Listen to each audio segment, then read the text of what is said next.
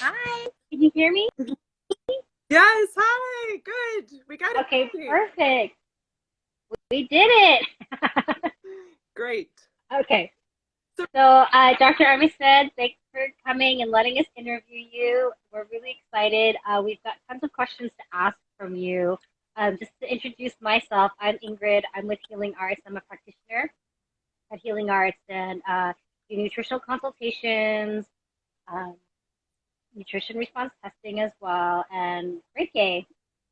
So we thought that would be fun to kick the new year and have some fun on Instagram Live. I know a lot of patients come in to see Dr. Armistead and they have questions for you, not just about their health, but I know they would love to get to know you a little more. So just to kind of kick it off, I'll just kind of ask some general questions like how did you get into nutrition response testing? How did you become a chiropractor and a nutrition response testing practitioner? yeah, no, that is a good question because a lot of people come in for the nutrition response testing and they know I'm a doctor, but they don't realize I'm a chiropractor. And like, how does the chiropractic and nutrition all go hand in hand? So I personally got into it. I had asthma as a child, and it was worse and worse every year. I had to go to the emergency room, do nebulizer treatments. I hated the prednisone. So I was in Western medicine and it, wasn't giving me the results I wanted, which was actually to get better, to actually heal. Yes, it was keeping me alive. It was helping me breathe, but it shouldn't be getting worse and worse every year. So when I was 16, my mother took me to a chiropractor who specialized in nutrition, Dr. Freddie Yulin, who actually developed the technique nutrition response testing in upstate New York. And I was just lucky enough to live 2 hours away from him and lucky enough to have a mother who would actually take me 2 hours for this appointment on a weekly basis. And so we going through the program and changing my lifestyle, changing what I ate at 16, I actually graduated high school never using an inhaler since. Great. Yeah, I feel like I found nutrition response testing very similarly to your story, but I had really bad eczema on my hand. And, I went to my doctor, my dermatologist, and it was similar. I was getting steroid treatment, and the next thing was to take prednisone too, and I just didn't want to do that. And luckily, I found you, and just through nutrition response testing and the program, I was able to heal my hand through proper nutrition.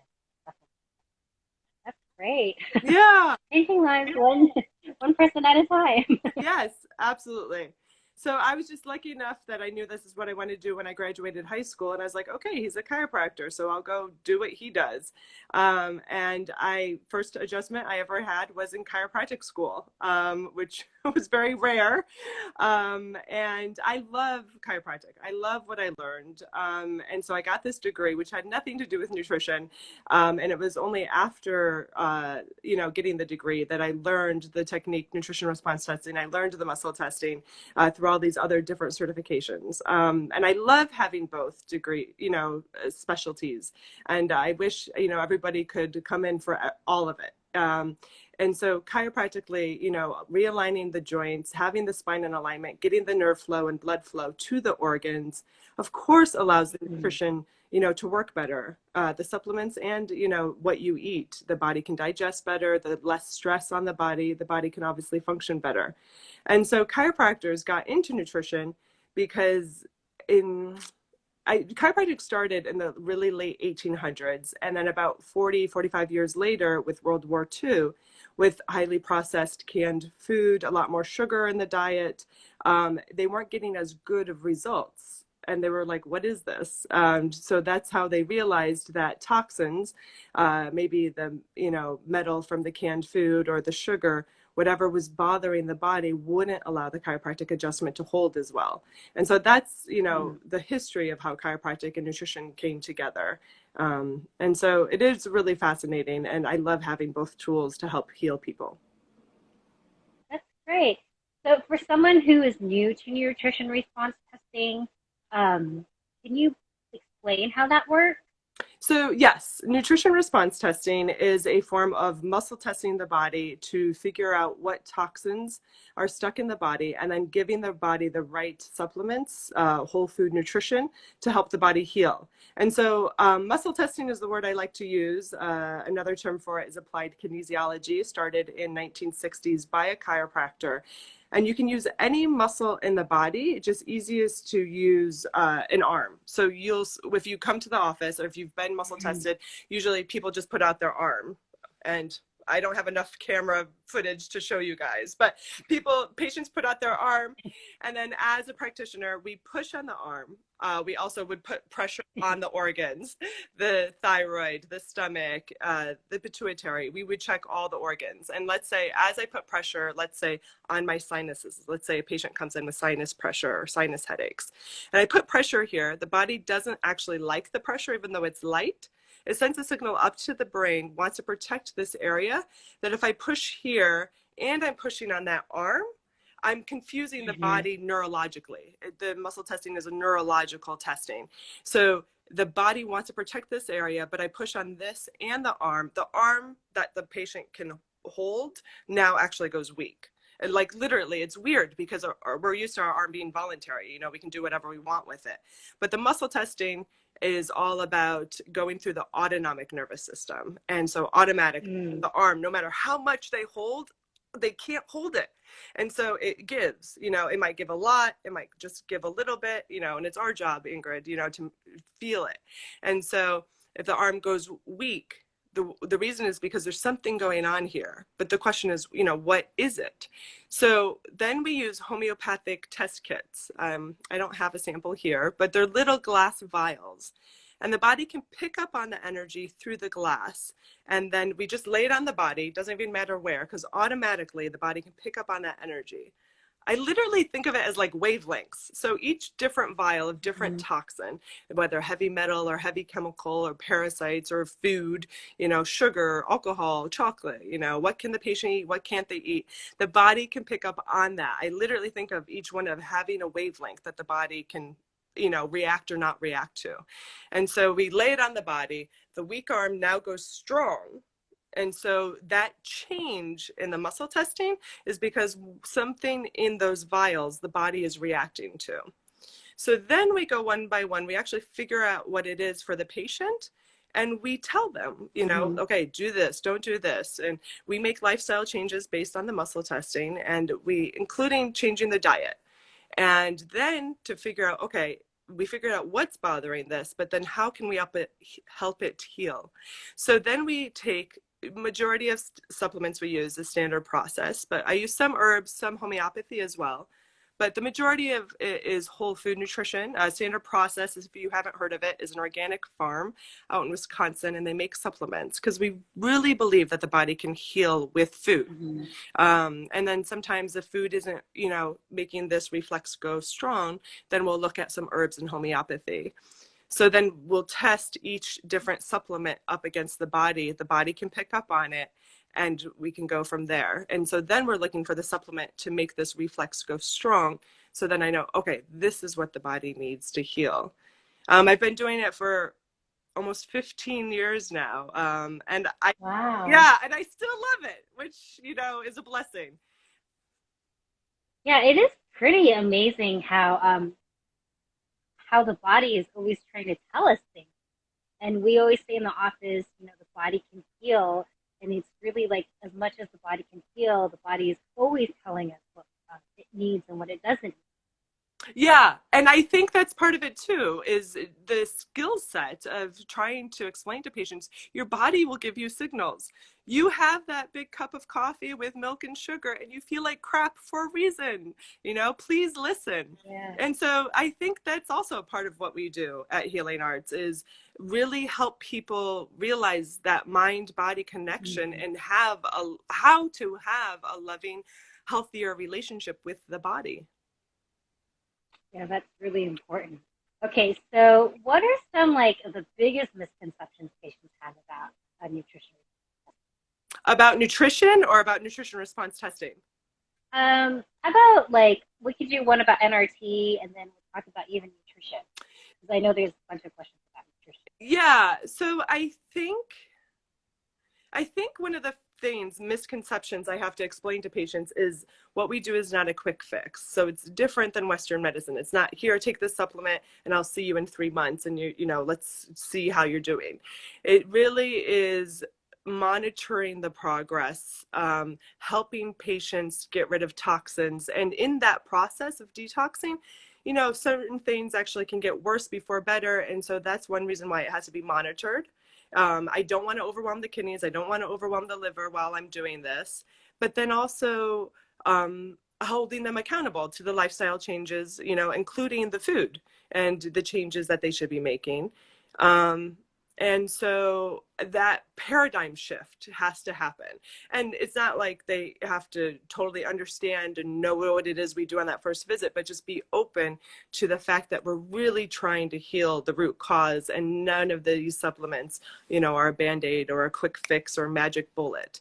Yeah. And especially when it comes to weight loss. And of course, a lot of people come to us for weight loss, but it's like, I'm like, look, we just need to get you healthy and the weight will come off. But it's like, to me, weight loss is secondary. So I feel like that's another misconception. But then when people realize, like, oh yeah, I want to be healthy too, they're in for it. And the goal is, lose the weight slowly but surely, so it doesn't have to yo-yo, which is really, really nice. Yeah. And then another misconception is like, okay, I have to be 100% on my program. I can't, eat off at all. Otherwise, I'm going to go back to zero. And I have to explain to patients, like, yes, it's almost like we set the bar at 100%. Like, that's our job. Do this, do this, do this, don't do this, Yeah. don't do this, don't do this.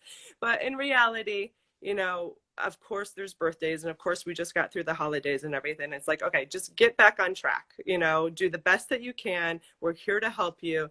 If you mess up, it doesn't mean you start back from zero. That's true. I feel like when someone eats one thing wrong, they feel like they are setting back in zero. They're like, I stopped my healing process. Oh no.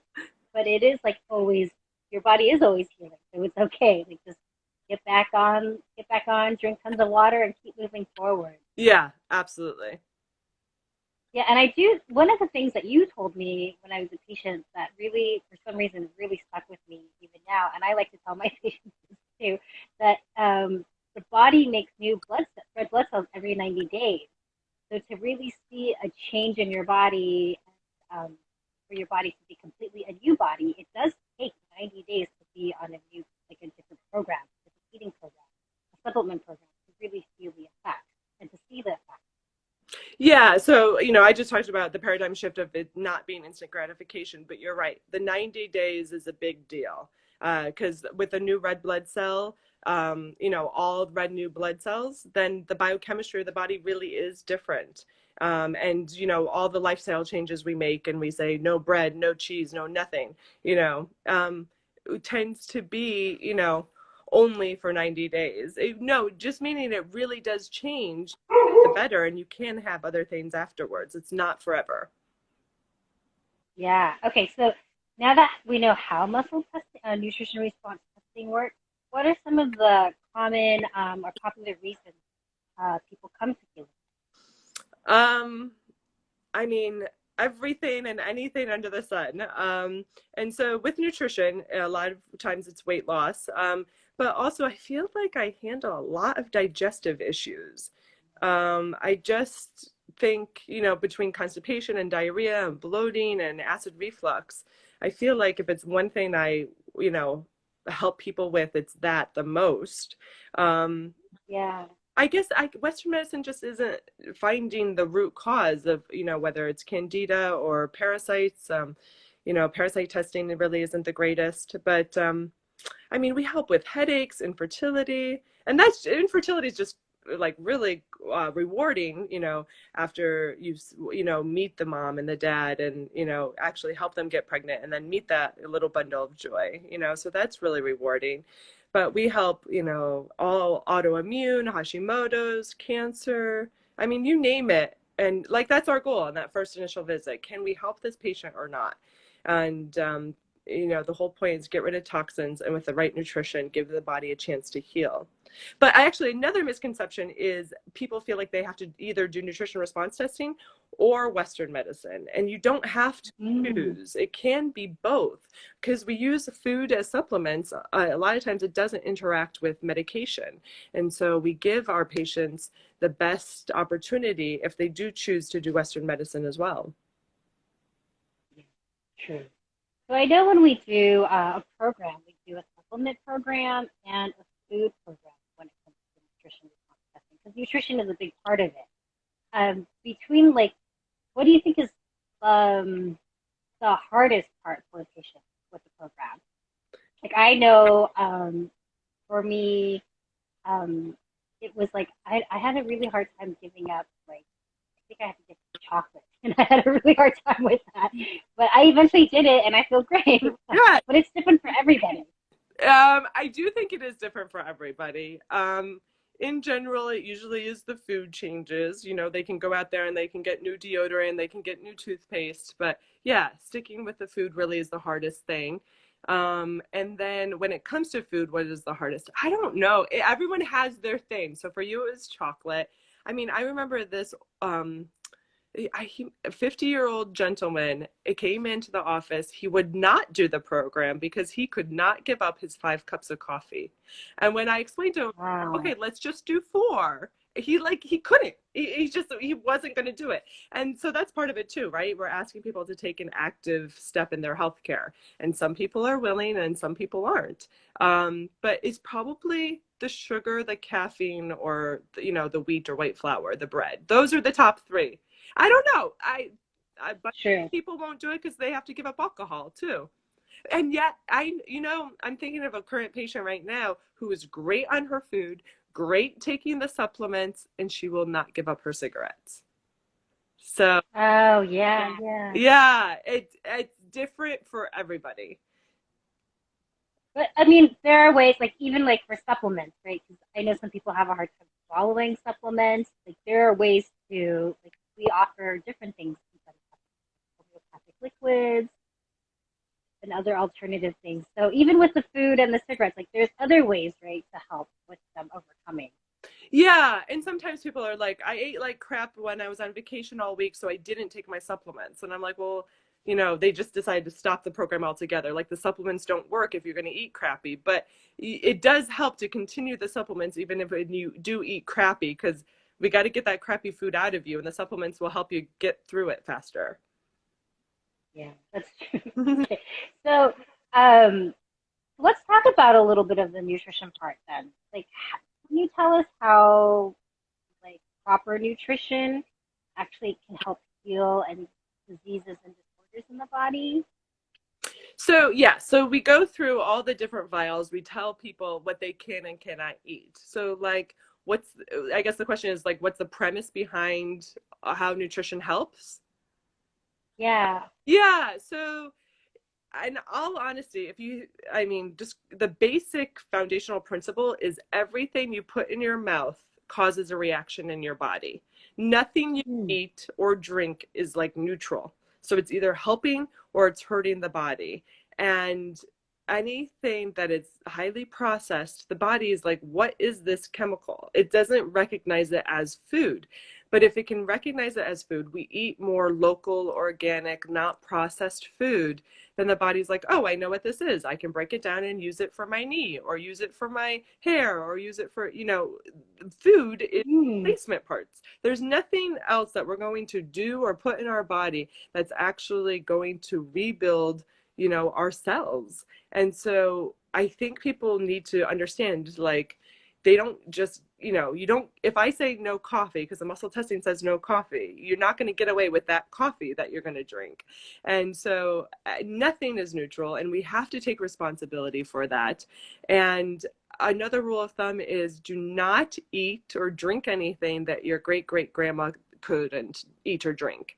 So like what you are like, Hmm. well, what's processed? What's not processed? I'm like, it's hard to explain, if it just says oats and but then it comes in little squares or circles that that is processed. That's not naturally how it comes. And the more water people drink, the better. I am amazed at how many times a day I say, drink more water, drink more water. And it's probably one of the simplest, quickest, cheapest things that you can do for your body. That's true. I know I say this to you all the time, and I say this to everyone in the office. Like, I could talk about water all day long because it is so important for the body, and it is free. It is like really one of the free nutrients that we all have access to, Yeah. and it does amazing things for the body. And I have seen too in the office when you just tell people drink. I need you to drink just 2 more glasses of water a day, and all of a sudden, like in terms of the healing process, it just once they start taking those 2 extra glasses of water, it like exponentially makes the healing process faster. Yes. So it is pretty amazing. Okay, so let's what else do we offer at Healing Arts? Because I know you just moved to a new office, which is really, really exciting. Yeah. Want to share a little bit about the move and how it came to be and just all the things that are there at the new office now? So we just moved this last week, January 4th on Madison Avenue, and I've been doing this for 15 years. I've always rented 1 or 2 treatment rooms, and I finally decided to make the big jump and rent 8 treatment rooms and really build this beautiful healing center that I've always wanted. And so it's not just for me, and for you to do nutrition and chiropractic, but to do all these different types of services to help patients. And I'm really excited. And we just got it up and running. And so not all the services are there yet, but when it's all put together, we are going to have the chiropractic and the nutrition. And we do a service called psych-k, which is all about actually helping patients with subconscious belief systems that might be hindering their health, or not just their health, but just like wanting to live the life that they want. Mm-hmm. And we also have massage, and John is amazing. And I say so myself. I'm really picky. So if I say a massage therapist is amazing, he's amazing. And we actually are just starting CBD massages. So like massage is great for relaxation, Oh, and with the extra CBD oil, it's going to put you in that really nice deep relaxation. And I just like book it and not have to go back to work. So whether it's on the weekend or late in the day. um, and then we have a chakra light bed, which we've actually had for a little while. And I love the chakra light bed. I did it for the first time probably 3, 4 years ago. And I energy is life. And so I muscle test chakras. I love the chakra light bed to really realign all your energy centers. People tell me that they sleep better. I always feel more relaxed. It's almost like it makes me happier. It boosts up my mood, and it can help with pain relief as well and headaches. And one of the treatment rooms I want to turn into a Himalayan salt room. I'm really excited. I'm doing cool. research. Yeah, trying to figure out exactly how to do it. So that'll be amazing. Himalayan salt rooms are great for any skin or breathing issues. So I think everybody in New York City can benefit from it. It's almost like a cleanse for the lungs from all that crappy New York City air. And we have the ionic foot bath, and I'm going to buy an ozone sauna, which I think is amazing. I love Wow. ozone. Ozone has a really bad rep out there, but I have found it amazing for me and helping me with my breathing. And ozone creams can definitely help the skin, but the ozone sauna, you'll sit there and the heat obviously will help open up the pores. The skin is a huge detox organ, so it helps you detox. But then if you add the ozone, can you imagine having all that extra oxygen go into your system? And it's almost like it can help with so many different things, but it's just like Yeah, automatically the body can start healing a lot easier with all that extra oxygen. So I'm really excited about the ozone sauna. that's great. I mean, I know that like already with what is offered at Healing Arts, like people come in and they come out feeling so great, but with also like the chakra bed and the salt room, the soap bath, like I can only imagine coming like leaving like feeling or is feeling just so much like lighter, brighter, just like so shiny and new and just like feeling like the healing process going through. It is amazing. I know like just being on the chakra bed for even like 15 minutes, it just grounds me so much. And I remember when I've always heard about the chakra bed, but when I did it, I was like, I can't believe this is really happening. And when I did it, I like, oh my gosh, I feel so different just being on it for 10 minutes. It's amazing. Yeah, no, So I I'm do. so excited. Yeah, I do 10, 15 increments too, because that's all I have. Yeah, yeah, yeah. It's better than nothing. Yes. Yeah, so I'm so excited for all these things. Okay, so between like chiropractic, NRT, and psych-k, like what do you like to practice more? Like, Oh, yeah. So, on a personal note, I mean, I think the nutrition response testing I love. And it is the majority of what it is I do. And I love seeing the progress. Almost get excited when I'm like, oh, this person has this, and I've only done a few cases, like I love it when it's something new. And but then at the same time, like psych-k is the newer thing for me. I got certified in it three and a half years ago, and psych-k is amazing to me to work with the belief system, work with the mind, and just see how it unlocks certain things, and patients just like skyrocket, including their health. Then that's how I got into psych, is yeah. patients should be healing, and like they would heal, but then they would plateau, or they wouldn't be responding to the treatment at all. And there was be no like logical reason, like how come, people have gotten, hundreds, thousands of people have gotten results and this person isn't. And then that's what brought me into psych-k, is there's got to believe a belief system where they're just, the body isn't responding. And so I like seeing the progress with nutrition response testing. I like, the results of all of the techniques. But then psych-k to me, the philosophy of it and working with the belief system is just mind blowing to me. But I can't, when patients come back, there's no way to see the progress. So I love seeing the progress Yeah, yeah. of the body, and like muscle testing the organs and seeing how it rates, So it's like psych-k is kind of elusive that way, which makes, oh, sorry about that. I don't like psych-k as much because I can't rate it. I can't quite grasp the progress, like I can with Yeah. response testing. Yes, that is quantitative. But it is that connection, like you said earlier, mind, body, and soul, all of that. Yes. Your whole being. You're not just like compartmentalizing. You can't compartmentalize your life and expect one area to just do phenomenal. And but it is a connection of all of them. Yes, absolutely. Yeah, okay, so Danielle asked, just to go back, when you started to share a little bit about ozone treatment, like what does ozone exactly do? Okay. So ozone, yes, is well, we think of it in the atmosphere, but the oxygen we breathe, literally, I'm going to get scientific here. Okay, you ready?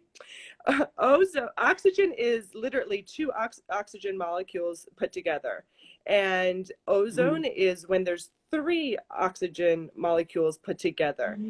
And literally they're bound together, but it's not what's normal. And so the bonds will break, and you'll have this extragen oxygen leaving, and you'll have the two oxygens bound together. So then you literally, anytime you talk about ozone therapy, whether you're breathing it in or you're absorbing it through the skin, I drink 16 ounces of ozone water a day. So I'm drinking it in. I mean, I've had patients do suppositories, IV ozone as well. So there's all these different ways to put it into the body. You're giving the body the extra oxygen.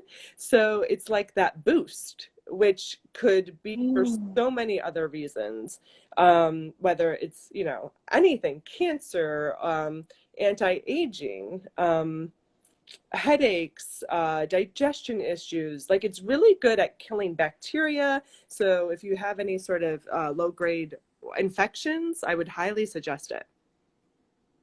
Okay, great. That's good. I wasn't 100% like clear about how ozone works. So it was really good for me to hear that and learn that too about the science thing. Good. So, I know we had a question earlier about vaccines and what your ideas are about the new COVID-19 vaccine. So I just wanted to touch a little bit about like the pandemic because I know you've given so much information online, your ebook, your podcast, blog about how to stay strong and healthy through this pandemic. How have you seen this pandemic change the way you approach your practice? And what are your thoughts about the COVID-19 So, yeah, nothing like the nice, good, hard questions. So, practice? Yeah. We started off with like the good ones and easy, so let's get into the nitty gritty. yes. I did not know until the pandemic, but as a chiropractor, I am an essential worker. And of course, instantly, people started canceling their appointments. But not everybody was. And I would say at the very lowest, I stayed at 50%. And so then I'm sitting there and I'm like, well, what do I do with this 50% that still actually want to come in? And, like, what is this Mm, virus? And, we handle all sorts of viruses at Healing Arts, Epstein-Barr, herpes, flu, retrovirus, you name the virus, we do it. So I'm like very, comfortable with viruses. And at the beginning in March, I didn't know what the hell I was doing. Nobody knew what the hell they were doing, right? yeah. But because these 50% of patients were not canceling, and some were cancer patients that were not doing Western medicine. So I was like, look, they're really in a hard place. If they're willing to come in, then maybe I got to come in too. And, luckily my front desk staff were very loyal because a lot of practitioners lost their staff. Like their staff was like, there's no way I'm coming. And so I feel very fortunate. We stayed open the whole entire time. And so it didn't, so I guess the long story is it did not change anything at Healing Arts. We just kept doing what we Yeah. do, which is keeping everybody healthy. So, you come in for digestion issues, you come in for insomnia, you come in for, bladder cancer, whatever it is. And then it's like, okay, so the pandemic did change how I worked because it's like I did the usual. Plus, then at the end, I was like, okay, what do you need for your immune system? It's just Hmm. if your immune system is only at 90%, that's not good enough right now. So it was all, the extra zinc, the extra vitamin C, the D, whatever was needed. And that's what's amazing to me is it goes back to the basics with the pandemic and what you need to do to take care of yourself. And I don't know why we're in a pandemic other than the realization that the average person's health is not good, and that's why it reached this level. And I've been very lucky. Yes, some of our patients have gotten it. Yes, I've helped treat it via telemedicine. I'm not an expert because I've only treated 12 cases, and but all those patients, nobody went to the hospital. I feel very, very, very fortunate. And Great. So, I mean, just go ahead. go ahead. I was just gonna say, like, speaking of, like, what are some protocols that you can share, just for someone like jumping on live right now, kind of worried, like, oh, like, how do I boost my immune system during this time? Yeah, so you need to know that there is something you can do about it, and that if your immune system is strong, literally, you can be exposed, and the virus doesn't like attach to you. Like I don't think Mm, people really actually understand that. They feel like if they're exposed, then they'll get it. But no, you can be exposed and your body not somehow take it in. You can have your body take it in and get rid of it. I mean, we know that because that's those silent carriers. So, if yeah, your immune system is strong, both of those things can happen. And also, the third thing is you get sick, but you don't really get that sick, and it's like a bad flu. And no matter whether we're doing preventative or whether you actually currently have COVID, you are talking about really high levels of vitamin C, zinc, and vitamin D. I love standard processes Immuplex, Antranex. I have my own wellness blend, which is loaded with different herbs. And it's just those three things are really, really good antiviral and just keeping your immune system boosted. But also the basics. This is also in the e-booklet. Uh, Going to bed on time. Like, don't, Mm. only get 4 hours of sleep. Don't, like, better stress management. Those, alcohol, too much alcohol can lower the immune system. So it's also like our lifestyle choices really do make a difference right now. So if you're starting to feel under the weather, make sure you take really good care of yourself. We cannot afford it. With the vaccine, Yeah. so I am happy the vaccine is out. I think it can help us get through all of this. We can reach herd immunity, which is really important. We can't keep living like this forever. I feel, I want to say it's almost been a year. I guess it has been. And so, we're all suffering on many different levels, world economically, but also like mentally, emotionally. There's so much more depression and anxiety. And I don't blame people, so it's like we got to learn better ways for stress management Yeah. until we get through this. So I am happy there is a vaccine, and I help patients detox vaccines all the time, and nobody has gotten it yet, so I can't see or tell people like, oh yeah, no problem, we can help you detox it. I'm hoping it's like all the other vaccines and we can help you detox it, but I can't say that for sure. Maybe we can add an amendment to this afterwards, or we'll just go online and tell everyone. But I need one of my patients to get the vaccine so I can out. So to be Yeah. continued. All right, sounds good. So, we just talked about like how nutrition and you mentioned stress and lifestyle. What if you could only give someone how lifestyle and stress can like impact your health? If you could give someone and your patients just 3 tips on how to improve your health, what would they be? Only 3 tips. It wouldn't even be supplements. It would be lifestyle change, and it would be drink water. And it's like we don't know how important water is to our body. We are about Mm, 70% water, and if you don't have enough water, then the body literally can't do what it needs to do. yeah. And so I can't stress how many problems dehydration cause. So drink water and do whatever it takes to get good sleep. And part of that good sleep tip, this is hard, only 3, is go to bed I know. go to bed before 11, because 11 p.m. to 1 a.m. is when the liver dumps all its toxins. And you Mm. need to be asleep when that happens so the liver really can get rid of toxins. And the third one is have some sort of stress management in your life, or I like to call it a spiritual practice. And so if you're not spiritual and that doesn't resonate with you, do something to get the stress off of your mind or your body. It could be meditating, journaling, like going for walks and really just trying to, stop thinking about everything. Um, just reading a good book. And if you're not into meditation, like some sort of visualization, so somebody, you're listening and somebody takes you somewhere else. And I do suggest it in the morning and at night. In the morning to put you in a good place, so no matter what stress hits you for the day, and then at night to, like, unwind and get it all off of your mind and your body. So that very quickly, stress management, drink water, and make sure you have good sleep. Okay, that's good. That's surprising. I would have thought you were going to say something about food, but it was nothing about nutrition. It was just really about lifestyle. So I'm going to take the second tip of going to bed before 11 p.m. That's one that I'm taking away from this, from your 3. Thank you. That was good. So, okay, so I know we asked our patients and on people on Instagram some questions to ask you, Sure. and there are a lot of these questions. So let's see how many we can get through. Okay, so someone wanted, speaking of meditation, what is your favorite form of free meditation besides walking, journaling? Are there any apps or yoga apps that you recommend? Okay, so yoga. Okay, so you asked 2 questions: yoga and Yes. meditation, right? Okay.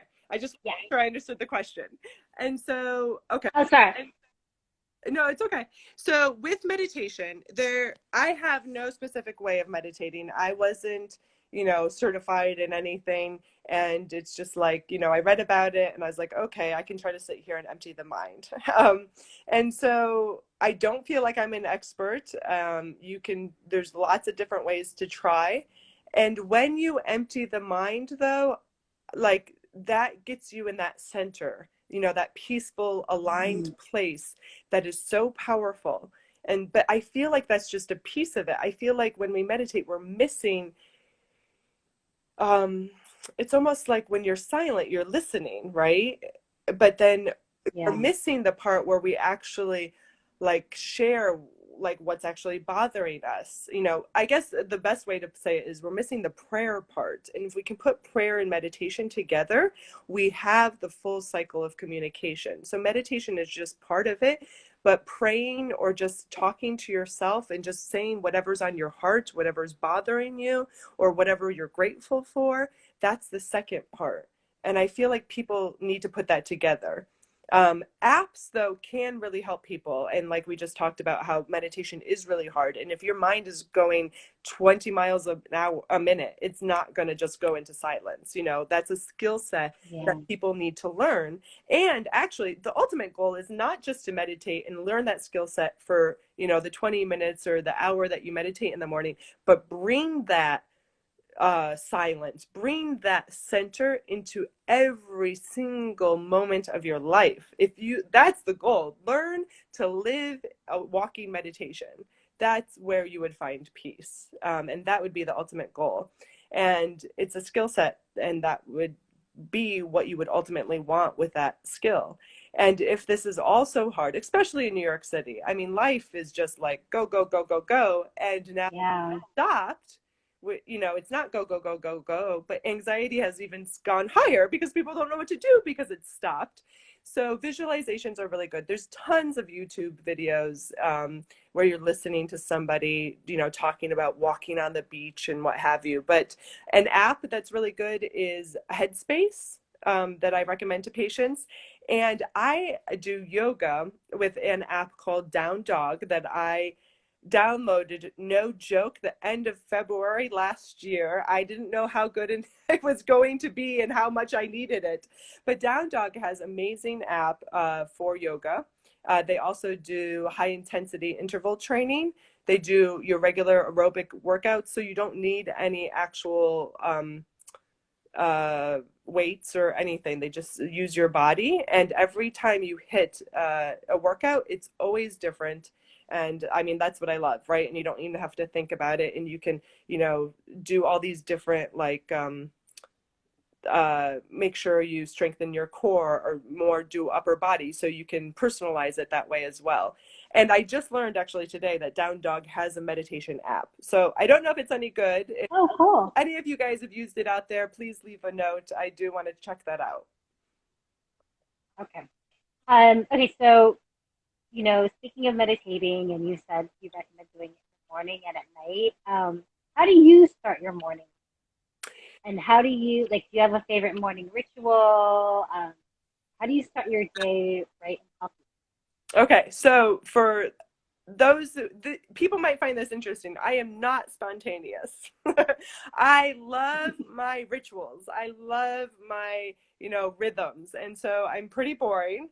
And I mean, I guess the strength is that, I'm consistent and, I find my pattern and I do it every morning. So there's the strength in, not being spontaneous.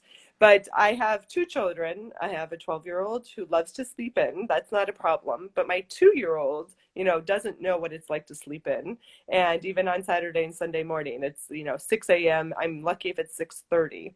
So my alarm is set for 5:30 because that's my time. And I get really cranky if the baby wakes up at 5:30 and I don't have my half hour. I'm always wanting at least that half hour, 5:30 to 6, and I'm joyous and I'm happy if I get 5:30 to 6:30, but my day does start at 6:30. So I get anywhere from that 30 minutes to 60 minutes a morning, and it's really important for me. And, it's like meditation is great in that like half awake, half sleep mode. You just have to have the discipline to make sure you don't go back to sleep. But I do, Sleep, yeah. yeah, I do feel like you can get a deep meditation, when you're still kind of half asleep. And so I do try to do my 30 minutes, and yeah, it's like clockwork for me. But it's almost like I'm so dependent on it that if the baby wakes up early, I'm in trouble. And I don't bring that peace and calm into my every moment, but that's what I'm trying to do. And then if I do get that extra 30 minutes, I like to write, and I don't journal. I write for the blog, I write for my podcast, and that makes me happy. So it's not work to me. And that's another question, is like, oh, does this make you feel happy when you do it? And that's a way of de-stressing for me. And then sometimes that half hour, if I'm not writing, I'm reading, and I love to read. And it's always some sort of self-help book. It might not be scientific, it might be more philosophy based. And that's what I enjoy. So I'm very good at starting that 30 minutes to 60 minutes every morning. And then it's just, get up and get ready for the day, get the kids ready for school, and get myself off to work. And, that includes Monday through Friday. I'm very good. It's the same morning breakfast shake. I don't have to think about it. I put it all in a blender. It's all those superfoods. I love using cachava because it's pea protein, but then it has a bunch of other different superfoods. Then I add a half avocado, and some spinach to also make it, creamy, and have my greens, and try to get greens in every single meal. That's, that's funny because you now that totally makes sense. You telling me that you wake up so early in the morning, because I think the other day you're like in the office, you're like, I was just recording my podcast. And I'm like, what time do you record your podcast? Like, it's like about an hour commute to get into the city. And then I know you have to take care of, Isabella and Kaylin in the morning. And then I'm like, and she has time to record a podcast? Like, what? Now I know you wake up so early in the morning, and like that half hour, you're like really productive. So it's like it really makes sense. Yep. That's really, yeah. Absolutely. That's it. You So, now know my secret. yeah, now I know your secret. You have to wake up really early in the And I shared it with you. I was yeah. excited. I was like, Yeah. oh yeah, I love what I do. I know you do, and it was so funny because you shared that, and I'm like, where did she do this in the morning? What? Okay, this is cool. Whatever, that's cool. Okay, so you mentioned getting your greens every day. Someone asked, what if you can't afford organic all the time?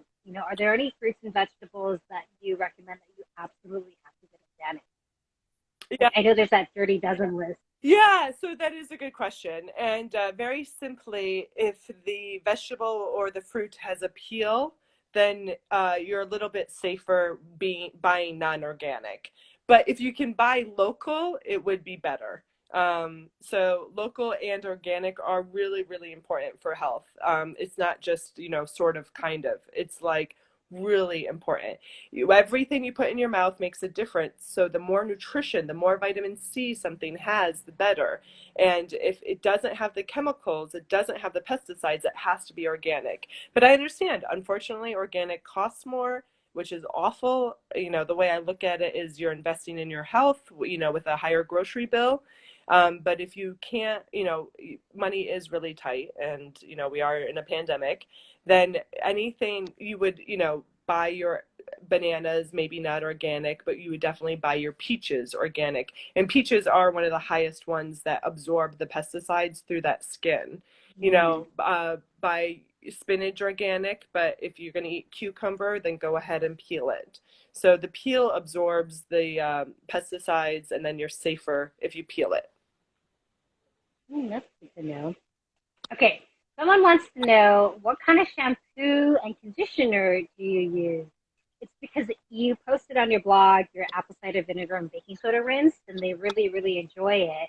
So it's just kind of like going off the apple cider rinse. Like, Do you have a shampoo and conditioner that work well with that, or anything that you recommend? Yeah, so no, I do the apple cider and baking soda twice a week, and then that third time a week I do coconut oil.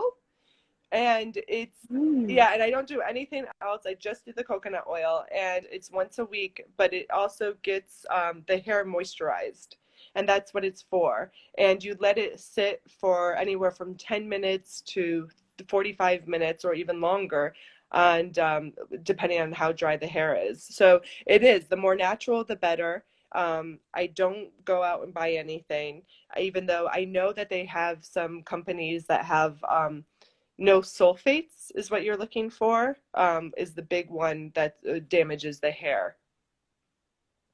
okay.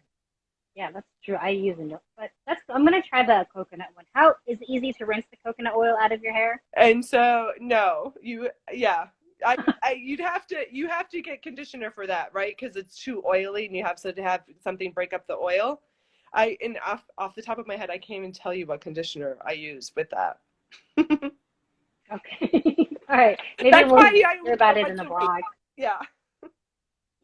Yeah. Okay. So then talking about moisturizing, not just for your hair, what about your body? Do you put anything? Someone wants to know what type of moisturizer do you use for your face and body? And also, with the pandemic, you recommend washing your hands versus using the hand sanitizer. When you're washing your hands so many times, your hands get dry. Do you have any remedies for that?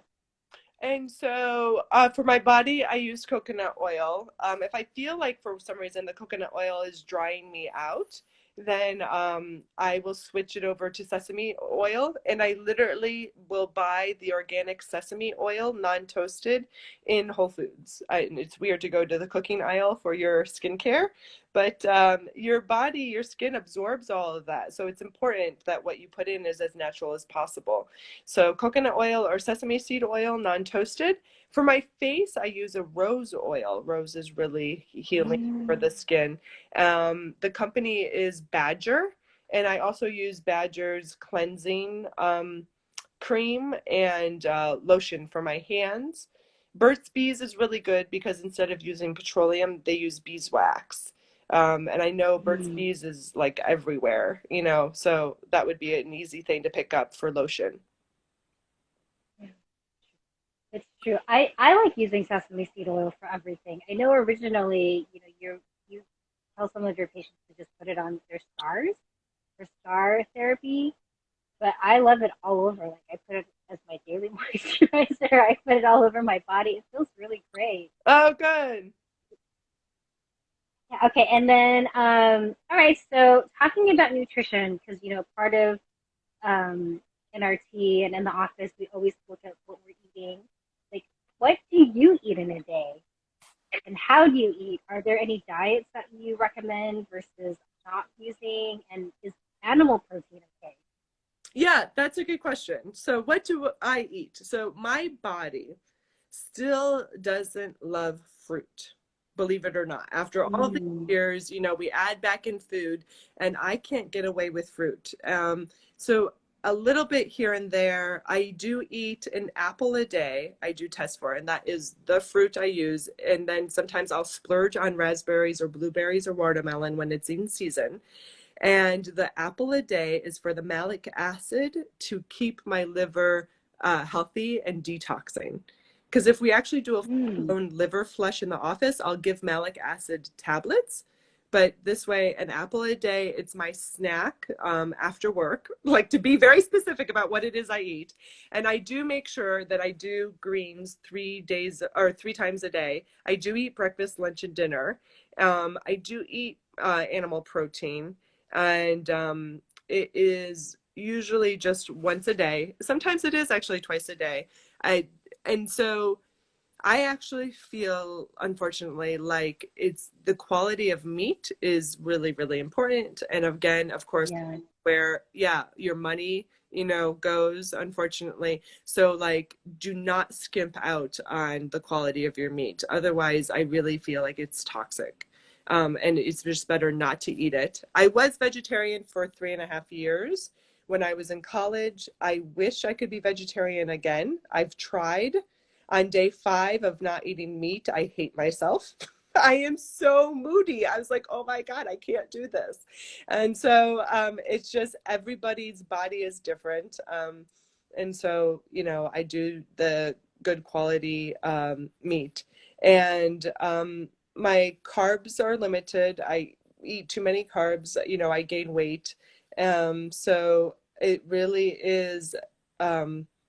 I do 1 carb a day, and then I have that breakfast smoothie Monday through Friday. I splurge with buckwheat porridge on the weekends with Mm, so I love buckwheat. Most people don't even know what it is, but I do highly suggest it. It's like healthier than oatmeal. And if you want to know all the health benefits of yeah, buckwheat, definitely check out our blog. yeah, I love buckwheat too. Oh, and then I also want to know, do you bring your food from home to the office, or do you eat out when you're at the office? And they also want to know if you recommend restaurants. Oh, okay. Yeah, no, I mean, I live in Connecticut, so restaurants in the city is really kind of not my thing.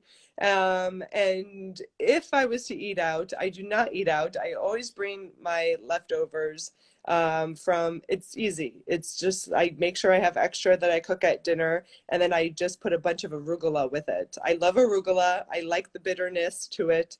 And so I don't think about my lunch. I don't even think about my breakfast. It's pretty automatic. And then it's like, okay, then I spend time on like, okay, what do I eat or make for dinner? Especially since the kids eat it. It's like, I got to make sure they like it. And so I'm pretty much a creature of habit. Otherwise, I'd just be in the same thing over and over again. But I already know that you have to rotate your foods. That is actually another important piece of healing and health. If you eat the same thing over and over again, it just puts too much stress on the digestive system. So I do bring my lunch to work. I don't have time to go out and get anything. I do really love how much, because I've been doing this for 15 years, how much more farm to table there is and how much organic there Mm, is option wise. And so maybe I'm not, patients will complain about, oh, there's, nothing to eat, blah, blah, blah. And I'm like, what? There's so much, compared to when I did this when I was 16. But if I'm going to go out, like Dig In is farm to table. It's probably in mm. any type of organic salad place is like where I go to. But I don't even know any organic restaurants in the city, unfortunately, because I live in Connecticut. And speaking of buckwheat, you're the one who gave me the buckwheat recipe pancake. So Oh, yeah. so I usually just do buckwheat groats, but yeah, when I feel like making pancakes, we'll make the buckwheat pancakes. Yeah, that's such a easy recipe. I mean, I think when I started to go gluten free, the biggest challenge for me was I was just trying to find gluten free things that had that light texture, or because a lot of gluten free things are really dense or they're really gritty. And when I came across this buckwheat pancake recipe, it really, I think I wrote on the blog, it really changed everything. Like, I was able to convince my husband to go gluten free because of this buckwheat recipe, buckwheat pancake recipe. So it's a good one. It's a really good one. I'm glad you like it too. Yes. Okay. Last So question. let's see. Yeah, I think, okay. So one thing, oh, do you have any, like, what about diet? Like, what are your thoughts about like intermittent fasting, keto, paleo? Like, there's so many out there. What are Yeah. your thoughts on that? So